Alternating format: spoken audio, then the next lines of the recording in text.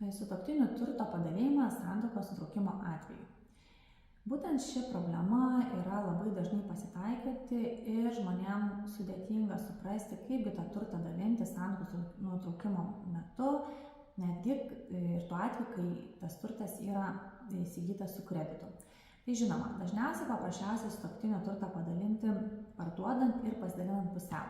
Jau nekartą suminėjau savo konsultacijose, kad po santuokos įgytas turtas tampa bendraja sutuoktinių nuosavybė, jeigu nėra pasirašyta povedybinė ar ikivedybinė sutartis, kur būtų susitarta dėl kitokio turto teisinio režimo. Bet paprastuoju būdu santuokai įgytas turtas yra bendras. Tokiu atveju žmonės išsiskyrę dažniausiai tą turtą parduoda ir pasidalina gautas lėšas.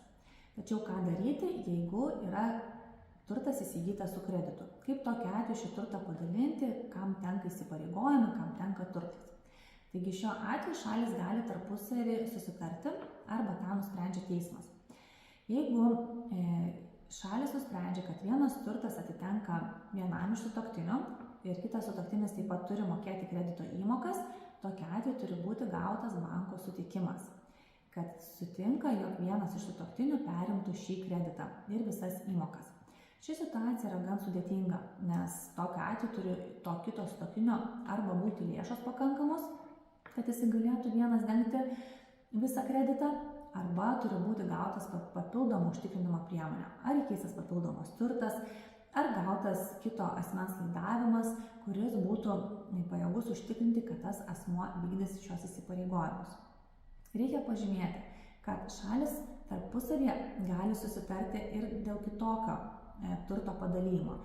Pavyzdžiui, vienas sutuoktinis gauna nuosavybės į visą turtą, bet abu sutuoktiniai dengia paskolą. Aišku, šiuo atveju kyla rizika, kadangi nutrūkus šeimyniniams ryšiams iškyla rizika, kad vienas iš sutuoktinių nemokės to kredito. Tokiu atveju bankas turi teisę pareikalauti kredito mokėjimo iš kito sutuoktinio. Ir čia grįžtam prie tos pagrindinės taisyklės, kad nežiūrint to, kaip šalis tarpusavę susitarė dengti kreditą, jeigu nėra gautas iš banko sutikimo visiškai perimti kredito sutartį, prieš banką abu lieka solidariai atsakingi. Taigi šiuo atveju reikia labai išsigryninti, perkant turtą su kreditu, kad jūs dažniausiai liksite įsipareigoję iki tol, kol bus išmokėtas visas kreditas. Kitas atvejis būna tuomet, kai šalis lieka turto savininkai po vieną antrąją ir dengia kreditą taip pat po vieną antrąją. Na, išlieka mano minėta rizika, kad vienam iš sutuoktinių nedengiant kredito, bankas turės galimybę pareikalauti iš kito sutuoktinio padengti tą kreditą. Taigi, situacija yra paprasčiausiai sprendžiama tokiu būdu, kad turtas galėtų būti parduodamas, padengiamas banko kreditas, o likutis pasidalinamas pusiau. Reikia nepamiršti, kad gali būti taip, kad parduodamo turto vertė yra sumažėjusi. Tokiu atveju likęs banko kreditas taip pat turės būti dengiamas pusiau.